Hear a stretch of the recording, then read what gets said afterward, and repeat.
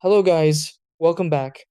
If you're planning to use Starlink and wondering how many devices you can actually connect at the same time, you're not alone.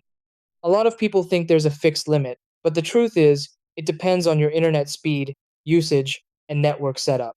Starlink can handle multiple devices easily, but performance may vary depending on how heavily each device is being used.